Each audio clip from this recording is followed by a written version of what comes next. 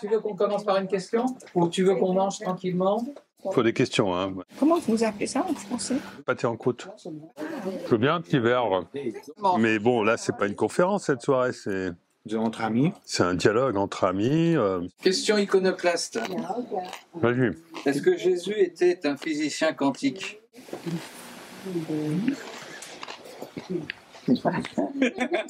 C'est M. Guimond répond. Je préfère inventer les questions dans ce cas-là. Je l'ai moi-même dit, j'ai moi-même dit qu'il était physicien, ouais. Pourquoi j'ai dit ça? Parce que il m'avait semblé que Jésus avait compris la dynamique de l'espace-temps. Et en l'occurrence, la flexibilité et comment jouer avec l'espace-temps pour faire de la magie, puisque Jésus était un maître de la magie. Pas de la prestidigitation, de la véritable magie. Donc il devait être, j'ai fait une plaisanterie à ce niveau-là. Il se définit non pas comme le Fils de Dieu, mais comme le Fils de l'homme. Ce qui veut dire pour moi qu'il a une vision sur le unus mundus des alchimistes. Donc il connaît l'humanité totale. Donc du coup, il vient du futur. Ouais, d'une certaine manière. Un attracteur étrange. Ou disons que c'est quelqu'un qui vit hors temps dans toutes les générations. Et dans toutes les dimensions. Et dans toutes les dimensions. Mais on est tous dans toutes les dimensions. D'accord. Ah, bah voilà une ouverture. Nous sommes tous dans toutes les dimensions. En première approximation, on va dire. Alors, ok, je vais essayer de rebondir là-dessus. En démarrant par le plus simple, on parlait tout à l'heure d'ange. Oui. Qu'est-ce que c'est qu'un ange? D'accord, bonne question. Moi, je pense qu'un ange, c'est le vecteur de la transcendance. D'accord. Donc, il va falloir définir ce que c'est que la transcendance. D'accord. Et donc, j'en reviens à la notion de transcendance, dans laquelle croyait Descartes, mais pas Spinoza. Mais en réalité, Spinoza était transcendant, parce que quand il parlait d'immanence, c'était une façon pour lui d'introduire une forme de transcendance qui englobait la totalité du vivant. Et donc lui, il acceptait d'englober ce qui n'était pas encore compris. Alors que on définit habituellement la transcendance par rapport à une prétention de comprendre tout l'univers, tout ce qui arrive, via la causalité. Que la causalité, elle a un problème, c'est que elle va avec le temps. La causalité, elle fonctionne avec le temps. Et la grande nouvelle, mais c'est bon, là je fais un raccourci, hein. La grande nouvelle, c'est qu'aujourd'hui, les physiciens ont compris, enfin les meilleurs physiciens, hein, ont compris que la causalité était indépendante du temps. Et de ce fait, sans plus ou moins s'en rendre compte, mais enfin je pense qu'ils s'en rendent compte, ils sont en train de revaloriser la transcendance. Quand on dit que la causalité est indépendante du temps, ça veut dire qu'on a tort de vouloir comprendre ce qui arrive dans le temps, en disant que tout ce qui arrive est le résultat de causes dans le passé, par exemple. On pourrait très bien introduire des causes du futur. On pourrait même introduire des causes de l'ailleurs. La physique introduit des causes de l'ailleurs. Elle n'a pas encore commencé à introduire officiellement les causes futures, bien que si, ça existe depuis 70 ans. Olivier Costa de Beauregard, le père de la rétrocausalité. Rétrocausalité qui commence à être admise aujourd'hui petit à petit en physique depuis 10 ans, en tout cas depuis quelques années, de manière claire. Mais la physique avait déjà introduit une forme de transcendance à travers ce qu'on appelle le hasard quantique. Le hasard quantique, c'est de dire qu'il existe une forme de hasard, mais qui n'est pas lié à une cause. C'est-à-dire que ce qui arrive n'est pas dépendant d'une cause qui pourrait se situer dans le passé. Est-ce que ça pourrait être dit que c'est inscrit dans l'âme, ce que nous on apporte comme connaissance? Oui, bien sûr, mais j'essaye J'essaye de toujours... parce que bon, il y a une partie de mon public qui croit dans l'existence de l'âme, on va dire, il est déjà conquis, mais cette partie-là a besoin de comprendre les fondamentaux. Pourquoi est-ce que la science permet d'aller vers la spiritualité? Puis il y a une autre partie de mon public qui ne croit pas dans l'existence de l'âme, et donc il ne faut pas que je démarre par ça. Bon, et là, j'étais... Je crois qu'ici, vous Si. êtes entouré de gens qui sont... Là, ce soir, oui. Mais bon, Didier filme, donc je suis obligé de tenir compte du fait que Est-ce que le temps existe? le temps n'existe pas. Mais alors, ça veut dire quoi, le temps n'existe pas? Oui. Alors, le temps n'existe pas et c'est la raison pour laquelle l'âme existe. Hein? Ça va vous plaire, ça. Voilà.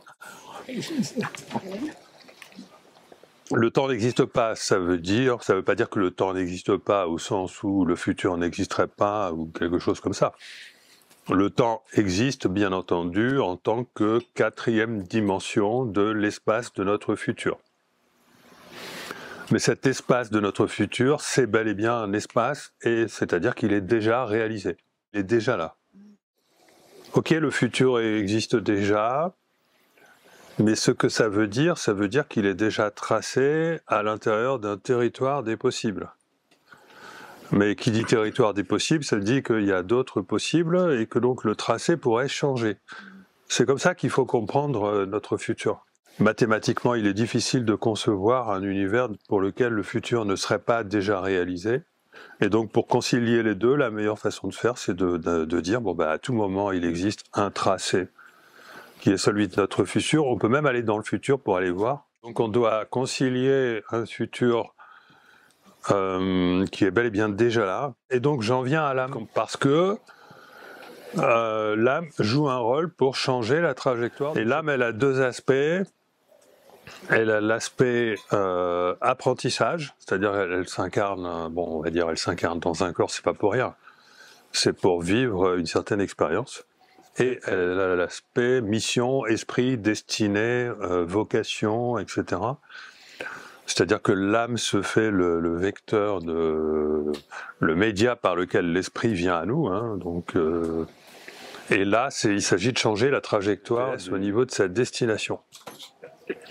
Et donc, qu'est-ce qui se passe quand on change la trajectoire dans le présent ou dans le futur? Eh bien, l'univers recalcule. Et à tout moment, il n'y a aucun problème, le futur est parfaitement défini. Et il reste à comprendre pourquoi est-ce que notre futur pourrait changer indépendamment de la conscience que nous pouvons en avoir. Et c'est là qu'on rentre véritablement dans la spiritualité, le sens de la vie, etc. Et l'idée générale, et donc on arrive facilement à décliner la fonction de l'âme et celle de l'esprit à partir de là, à condition d'accepter l'idée que nous sommes dans une réalité qui est un univers cyclique, qui tend vers une amélioration en se répétant sans arrêt, mais en allant toujours vers le meilleur. C'est-à-dire, c'est une évolution spirale. C'est-à-dire que la vie d'un individu peut avoir été jouée de multiples fois, et c'est comme ça que la vie de l'individu s'améliore. Ou le 20e et le 21e siècle, a pu être joué de multiples fois, et c'est comme ça qu'un jour, on arrive à sortir de cet apocalypse dramatique qui nous conduit vers le transhumanisme et la bête de l'événement, pour aller vers un éveil général de la population qui va nous conduire vers une autre dimension. L'âme ne peut pas se comprendre sans le libre arbitre. Si on donne la conscience réflexive à l'homme, c'est-à-dire un troisième niveau de la conscience, où il a la possibilité de se relier avec en bas et en haut, c'est-à-dire l'homme, il a vraiment une situation intermédiaire, hein, comme le livre Les dialogues avec l'ange l'indique. Donc dans cette situation intermédiaire, il a besoin d'avoir le libre arbitre parce que il est capable de comprendre sa mission, il est capable, comme je le disais tout à l'heure, il peut avoir la conscience d'être guidé, et donc ayant la conscience d'être guidé, il peut avoir la réflexion qui consiste à dire est-ce que j'en tiens compte ou pas? Et effectivement, Il existe de nombreuses situations où notre guidance intérieure nous dit, par l'intermédiaire de l'émotion, parce que c'est toujours émotionnellement que ça se passe, et la conscience fait son choix à ce moment-là en se référant à son expérience. Mais l'expérience, c'est pas une expérience d'une seule vie là qui entre en compte, c'est une expérience de toute l'âme. C'est l'expérience de vie multiples.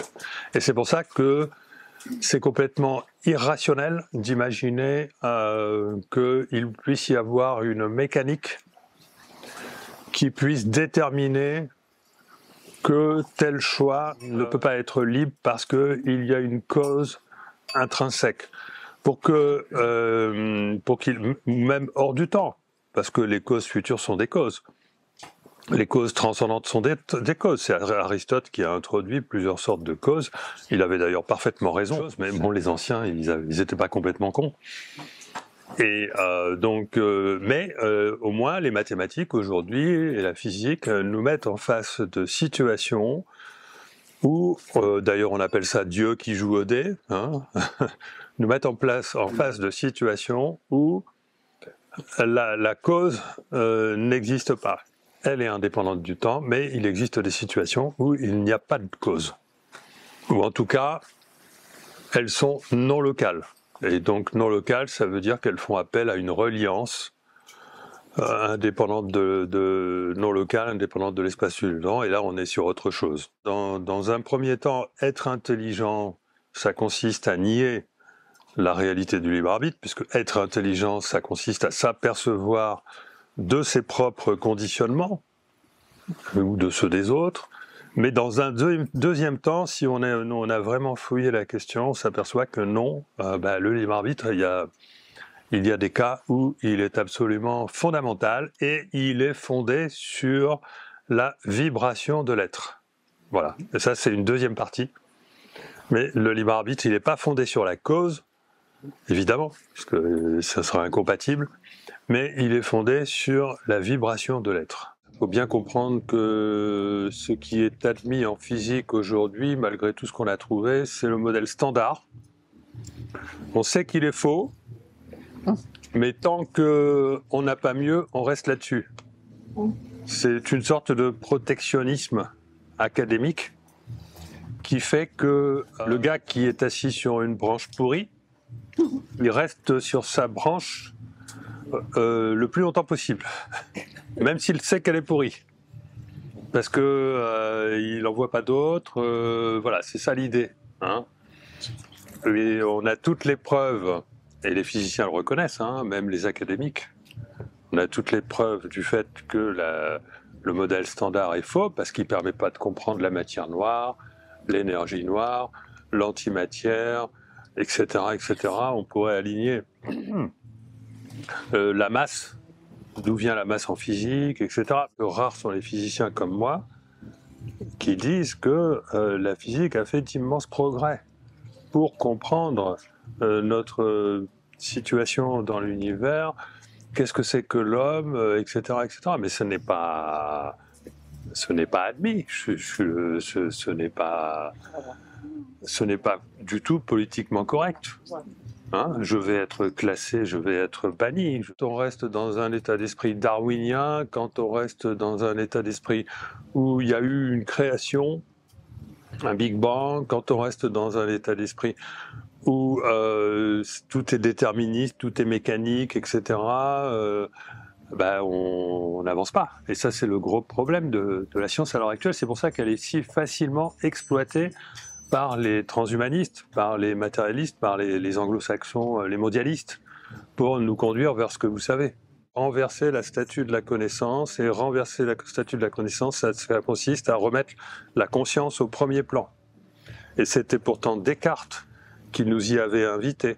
Et quand on dit qu'on n'aime pas Descartes, ou qu'on n'est pas cartésien, ou qu'on est cartésien, on ne sait pas ce qu'on dit, parce qu'en réalité, Descartes, c'était un spiritualiste, il croyait dans l'existence de l'âme. C'était un dualiste, mais en réalité, dualiste c'est mieux que matérialiste, mais c'est insuffisant parce que en réalité il faut être ternaire, c'est-à-dire qu'il n'y a pas 2 niveaux à la conscience, il y a 3 niveaux. Et si Descartes n'a pas voulu attribuer de conscience aux animaux, c'est parce qu'il était dualiste. Alors que s'il avait compris les 3 niveaux, il aurait compris que en fait, les animaux, ils ont la conscience. La conscience, elle est tout en bas, elle est au milieu et elle est en haut, elle est partout. La bonne conception, à mon sens, c'est la conception idéaliste, c'est-à-dire tout est conscience. Et pour un physicien comme moi, qui est féru d'informatique, qui est plutôt un physicien de l'information, où j'ai acquis mes lettres de noblesse en faisant du traitement de l'information, etc., pour moi, information et conscience, c'est lié. C'est presque similaire. Qui dit information dit conscience, qui dit conscience dit information. Et le fait de faire de la physique de l'information nous permet de revenir naturellement à une interprétation juste de la physique, c'est-à-dire il suffit de tout considérer comme de l'information, sans dire qu'il y a de la matière, de l'espace, ni du temps. Le temps n'existe plus, c'est officiel. L'espace est détruit par les physiciens et la matière, ça fait longtemps qu'on sait que c'est pas de la matière. Donc si par contre on dit l'espace, le temps et la matière sont produits par la conscience à partir d'un univers d'information et qu'on décide de faire de la science sur cet univers d'information, là tout va bien. Et on comprend toute la physique. Et moi le succès que j'ai vient du fait que j'ai choisi que j'ai compris ça. Et que du coup tout le monde le comprend. Et du coup on peut même vulgariser des notions extrêmement complexes. Je ne sais pas si vous vous rendez compte. Pourquoi est-ce que les gens adorent mon discours? C'est parce qu'ils sentent à travers ce que je dis qu'il y a une intuition du réel qui est juste. Et cette intuition du réel qui est juste, je ne l'ai pas inventée. Je l'ai juste déduit du fait que je considère notre réalité comme un univers d'information. Il n'y a rien de plus objectif que notre conscience traduit en espace, temps et matière. L'éveil, donc si tu veux, les prémices de l'éveil, c'est de renverser la statue de la connaissance en disant que tout part de la conscience. Maintenant, l'éveil véritable, c'est à partir du moment où tu acceptes ça, c'est de te rendre compte de l'immense potentiel de la conscience et de son pouvoir créateur. C'est de te rendre compte que ce qui va t'arriver dans ton futur dépend de tes intentions. D'accord? C'est de comprendre. Alors c'est pas. Alors ça, par contre, là, c'est ce que je vais expliquer dimanche et lundi en atelier, que j'explique dans certaines conférences. Là, c'est tout un développement. C'est d'arriver à comprendre comment notre futur, au-delà d'un certain temps, parce qu'il y a quand même une causalité et un mécanicisme qui se déploie pendant un certain temps seulement, mais après il y a un multivers de possibilités et la possibilité que l'on va vivre est adressée par la structure vibratoire de la conscience. Ta conscience individuelle va adresser ton futur individuel. La conscience collective va adresser le futur collectif. Donc il y a un inconscient collectif, Il y a un inconscient collectif qui est juste la conscience collective. Alors moi ce que j'ai compris, c'est que ça ne peut passer que par le ressenti. Et que le mental est un immense obstacle. C'est-à-dire que si c'est le mental qui s'empare de l'idée je peux créer ma réalité, je vais créer ma réalité, c'est parler de l'ego. Oui.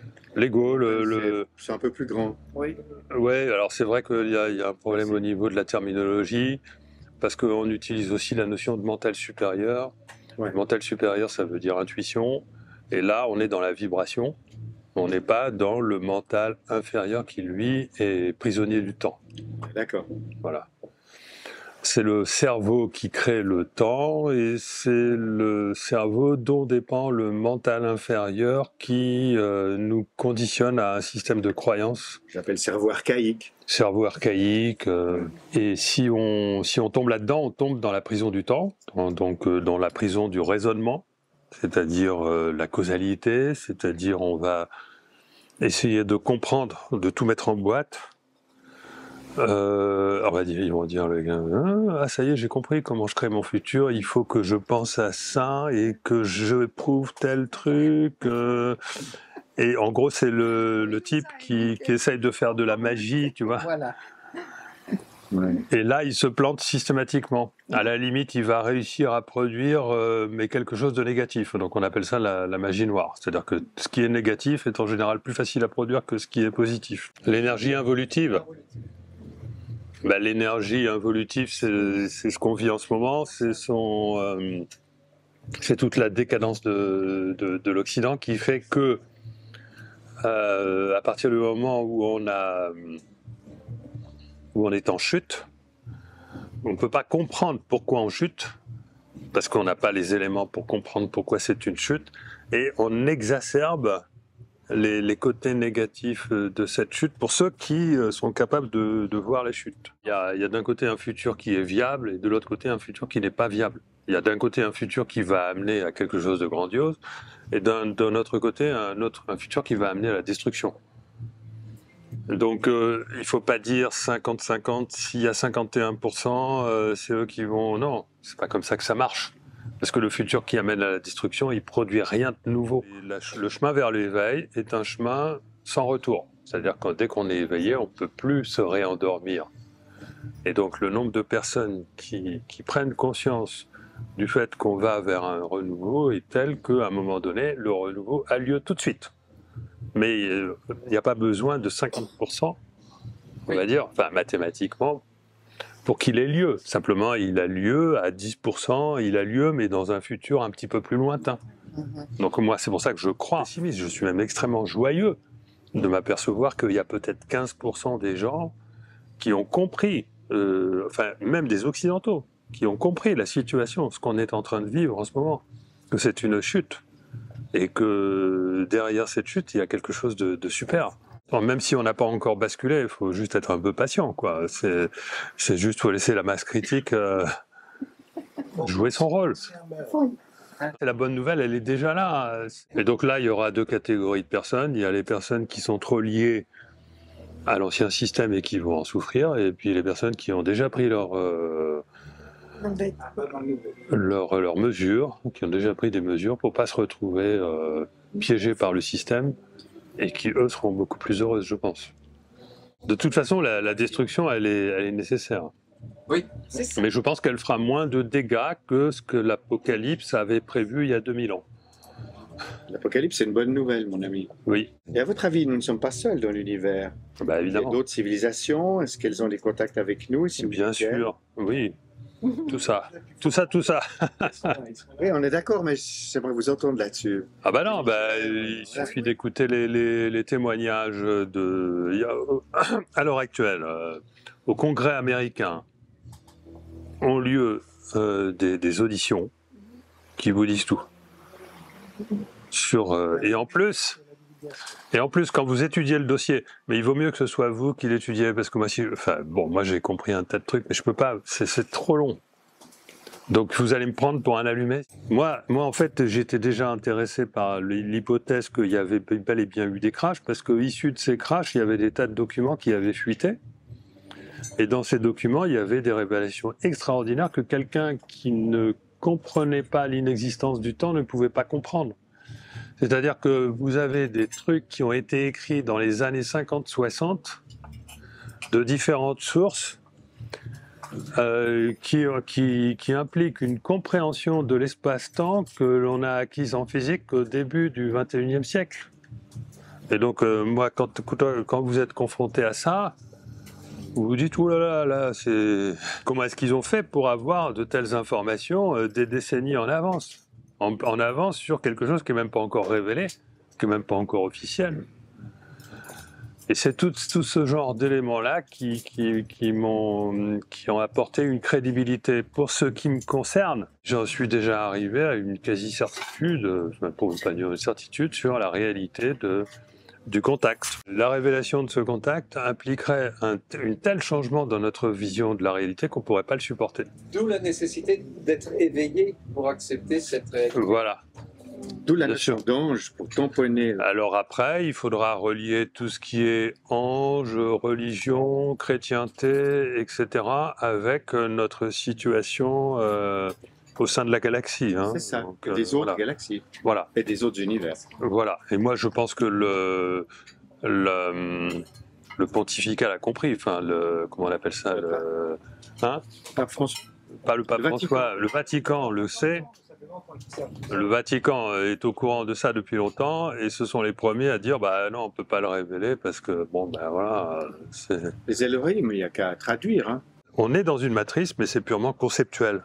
On n'est pas dans une matrice physique. On est dans une matrice de la psyché.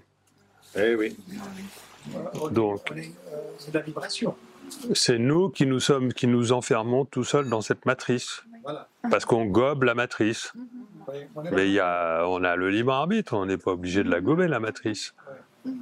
On a la capacité de reliance, on a la capacité de s'éveiller, on n'est pas prisonnier pour toujours, c'est juste le fait que, et en plus c'est jouissif. S'il y a des êtres hautement évolués qui s'incarnent là-dedans, c'est parce que c'est jouissif pour eux. C'est parce qu'on a une conception matérialiste de la réalité qu'on n'est pas prêt au contact. Au fameux contact extraterrestre. On n'a même pas compris ce que c'est qu'un extraterrestre. Alors, franchement, on est loin du compte. Hein. Parce qu'effectivement, il y a plus de rapports entre extraterrestres et anges qu'entre extraterrestres et une autre espèce qui a une autre forme parce qu'elle habite une autre planète. C'est pas comme ça que ça marche. C'est différent. Parce que notre véritable identité, elle n'est pas physique. Notre véritable identité, c'est notre âme. Et notre âme, elle a plusieurs vies. Et elle n'a pas forcément que des vies sur la même planète. Elle peut avoir des vies sur d'autres planètes. Et même dans d'autres formes d'existence. Mais en plus, ça, c'est même pas la peine d'avoir des connaissances pour le comprendre. Il suffit de le ressentir en son fort intérieur, quoi. Comment tu es arrivé à cette conclusion? Le fait que je sois toujours resté relié à mon sens de l'émerveillement. Voilà, première chose, ça c'est la condition.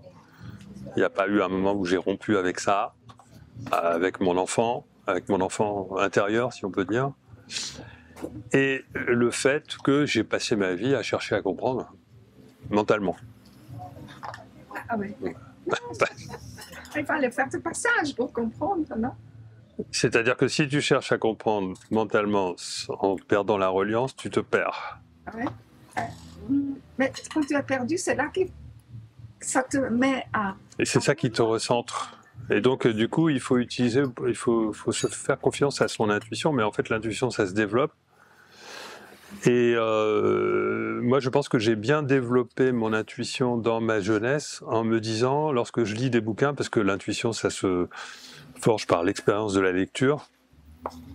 À mon avis, quand tu es jeune, il n'y a que la lecture. Hein. Et j'ai eu un réflexe qui a été vachement bénéfique, c'est lorsque je comprends quelque chose qui me fait plaisir, qui me met en joie dans un bouquin, je m'empresse de l'oublier. De l'oublier? Oui. Quand j'ai compris quelque chose qui me met en joie dans un bouquin, ça veut dire « Oh là, c'est bon, t'as compris, stop, arrête !» Surtout, ne laisse pas ton mental... Mais je ne le formulais pas comme ça, c'était intuitif. C'est-à-dire, il ne faut surtout pas laisser le mental croire dans ce truc-là. C'est au fond traduire ce qu'on vient d'apprendre par le livre dans la vie. Ton émotion a enregistré que tu as compris un truc, tu vires ton mental. Parce que sinon, ton mental, et du coup, il va commencer à forger un système, il va se contenter de ce bouquin, c'est la vérité, et il va pas regarder les autres.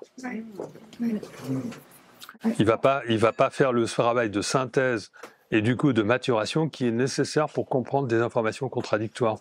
Parce que dans la vie, tout est contradictoire. Oui. Et donc, le mental ne peut pas gérer.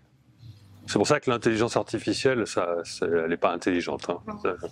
Le mental ne peut pas gérer la somme considérable d'informations contradictoires que l'on vit dans son expérience ou sur le net. C'est impossible, il n'y a que l'émotionnel qui peut gérer ça, et en plus, il vaut mieux qu'il ait une guidance. Voilà, parce que c'est l'émotionnel qui permet, et c'est le travail de maturation, la question que tu me posais tout à l'heure sur la maturation c'est vachement important parce que c'est un travail de l'émotionnel pour aboutir vers la vérité. C'est ça. Donc c'est parce que j'ai échappé au formatage et que je suis resté donc relié à la philosophie, que j'ai lu plein de bouquins, que j'ai pu passer ma vie en tant que physicien à essayer de comprendre, par exemple, la mécanique quantique. C'est imbitable, la mécanique quantique, enfin en tout cas à l'époque. Hein. Et il faut des décennies pour arriver à assimiler la mécanique quantique. Et j'ai fini par assimiler la mécanique quantique. Après ce travail d'assimilation, de maturation de la mécanique quantique en faisant des liens avec la relativité, etc., oui, maintenant ça me paraît évident. J'ai transgressé. Formaté par les équations, ça veut dire acceptation des dogmes. Moi, j'ai transgressé les dogmes et grâce à mon expérience en intelligence artificielle, et c'est ça qui me donne mon assurance. Parce qu'il faut que j'ai une assurance quand même pour avoir le discours que j'ai. Et cette assurance, je l'ai grâce à mon expérience du calcul. Les physiciens sont en train de redécouvrir la réalité de l'éther. Et la réalité de l'éther, c'est ce qui différenciait Tesla et Einstein à l'époque. Pour comprendre notamment les ovnis, aujourd'hui, effectivement, l'éther, c'est un truc, c'est indispensable. D'ailleurs, dans mon dernier livre, j'explique pourquoi. La conscience est créatrice, ça veut dire que la conscience est capable d'adresser n'importe quoi dans l'univers. Que ce soit dans le présent, loin dans l'espace, dans le futur, donc loin dans le futur, dans le passé, ou même hors du temps. Il y en a qui appellent ça puiser dans les annales akashiques d'ailleurs. La conscience est capable d'adresser à condition qu'elle le fasse émotionnellement. C'est ça. Hein, parce que c'est de l'ordre de la vibration. Mais c'est une bonne association entre l'émotionnel et le mental, hein, parce que l'émotionnel peut ne pas rien adresser. La joie n'adresse rien. Hein. Il faut qu'il y ait un amour de quelque chose qui a de la substance. Il faut qu'il y ait une vocation. Il faut qu'il y ait une envie de se réaliser d'une certaine manière. Parce que si tu as l'envie de te réaliser tout court, l'univers, il va rien comprendre, tu vois. Il ne va pas savoir où t'envoyer. Tandis que si tu as un amour de l'envie de te réaliser d'une manière très précise, alors là, l'information vibratoire que tu génères, elle est capable. Il faut le vivre, il faut le rêver éveillé. Il faut le rêver éveillé, voilà. À ce moment-là, cette information vibratoire, elle va automatiquement créer un pont avec la réalité qui, dans le grand tout, contient déjà cette information. Et donc, si c'est dans ton futur, eh ben donc tu vas éveiller ton futur. Tu vas te mettre en relation avec ton toi du futur. Tu vas créer littéralement un pont entre les deux. Énergétiser ce futur-là. Et du coup, ce futur-là va chercher à se brancher dans ta réalité. Et ça ne peut se faire qu'au moment des bifurcations. Au moment des bifurcations. Et si à une bifurcation donc se présentent deux possibilités, c'est le hasard qui va t'amener sur la nouvelle. Et ce hasard va être signé par quelque chose qui va venir t'éveiller. Parce que si ce quelque chose qu'on appelle le kairos n'était pas là, bah tu continuerais tout droit. Alors que le hasard peut très bien produire une situation où, comme par hasard, il y a le kairos qui arrive pour t'éveiller au fait que là, il faut bifurquer. Tu vois le truc? Mais ça paraît évident hein, quand tu le vis. Oui, absolument. Oui. Pour ceux qui l'ont déjà vécu, c'est une... C'est à la fois, c'est irrationnel, parce que si tu l'expliques à des amis, ils ne vont pas comprendre pourquoi tu agis comme ça. Mais à la fois, c'est évident pour toi, parce que, voilà, tu as bifurqué. C'est comme une mission qui nous pousse. Ouais. Alors la mission, ça c'est d'abord se relier à son être. Ouais. Tout est reliance en fait. Hein. D'abord, première chose, se relier à son être. Capter la vibration de son être. Ensuite, travailler cette vibration de manière à la faire incarner une intention, à lui faire vibrer une intention. Et si cette intention rencontre dans ton futur une possibilité, à ce moment-là, elle va engendrer un potentiel de réalisation qui va se manifester sous la forme de hasards qui vont venir t'éveiller. Et donc, ce sont les synchronicités, les intuitions, le passage du kairos et tout ça, tout ça. Ça veut dire aussi écouter ses intuitions, écouter ses émotions et faire taire le mental. Oui. Parce que parfois, on est mis dans une situation avec tous les interdits, Ouais. toute le formatage dont tu parlais tout à l'heure, qui fait qu'on ne va pas les écouter, on va les refuser. On est en hyper-contrôle parce qu'on nous a dit qu'il fallait toujours tout contrôler, se méfier de tout, et on passe à côté. Tout à fait. Et si ça ne rencontre pas une possibilité, tu disais... Ben, ça se représente après. C'est répétitif jusqu'à... C'est répétitif. Voilà, c'est-à-dire réagissent. C'est comme les gens... Plus tu doutes, plus ça se répète, à condition de maintenir la vibration. Oui. C'est-à-dire la foi. Oui. Maintenir la vibration, c'est la foi. Avoir la foi. Il n'y a rien, le potentiel créateur repose sur la foi. Et donc, si tu es vraiment dans cette foi vibrante, ça va se présenter dans ton futur. Oui. Ok, si ça ne se présente pas, c'est parce que tu as des objections, des non-autorisations. C'est parce que c'est une fausse foi, c'est le mental qui se leurre, c'est... C'est peut-être parce que c'est pas relié à ta vocation, à ton sens, à tes émotions positives, à ton idéal.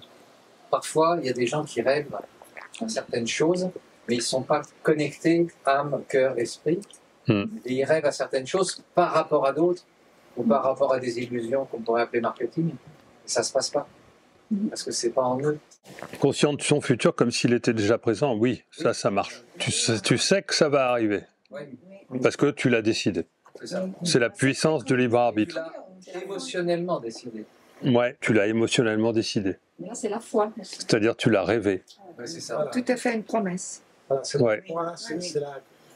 La Tu t'es fait une promesse à toi-même, mais c'est pas une promesse du mental, hein, c'est une promesse du cœur. De vivre, par exemple, moi j'ai fait 2 promesses qui se sont merveilleusement réalisées, mais alors, pouf, j'ai été hyper comblé. C'est en 2006 d'écrire un livre sur la synchronicité et de m'installer en Haute-Provence. Voilà, c'est ça qui a déterminé tout. Mais en fait, j'avais un doute sur l'écriture du livre, j'avais pas de doute sur l'installation en Haute-Provence. C'était ce qui me faisait le plus rêver, c'est de m'installer en Haute-Provence. Et ça s'est réalisé tout seul, mais avec des hasards absolument prodigieux. C'est la même chose pour les trigons. Voilà. Absolument. Et j'avais un doute sur est-ce que je dois écrire un livre, parce que pour un scientifique, c'est un peu compliqué quand même d'écrire un livre sur la synchronicité. Et donc j'ai décidé de poser des questions, parce que j'avais compris comment fonctionnait la synchronicité. On appelle ça poser des questions à l'univers. Bon, c'est pas poser des questions à l'univers, c'est se poser des questions, c'est poser des questions à son soi. Hein? Mais on peut appeler ça poser des questions au soleil, à la nature, dialoguer avec son ange, enfin bon. Et j'ai décidé d'expérimenter ça sur le sujet de mon livre. Et ça a été fantastique. C'est-à-dire mon doute a produit des synchronicités merveilleuses. Et donc j'ai posé les questions. Clair. Et j'ai eu des réponses fantastiques dans la réalité, que je raconte dans mon premier livre. Donc ça marche. Et en plus, je l'ai refait plusieurs fois et ça marche. Et en plus, je l'ai refait. Et le jour où j'ai eu une synchronicité époustouflante, mais alors qui te tue à te tuer, mais alors te mettre échec et mat avec des histoires de papillons, d'animaux et tout ça, ça m'a engagé sur plusieurs années de travail.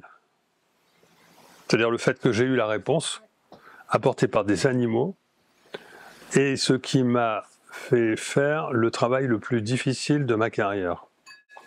C'est-à-dire que je n'aurais pas entamé le travail le plus difficile de ma carrière qui concerne des calculs de Biard, mais hyper sioux, si je n'avais pas eu une réponse des animaux. Elle était tellement puissante, cette réponse-là, et elle était tellement parlante que je ne pouvais pas y échapper. Eh ben, merci beaucoup.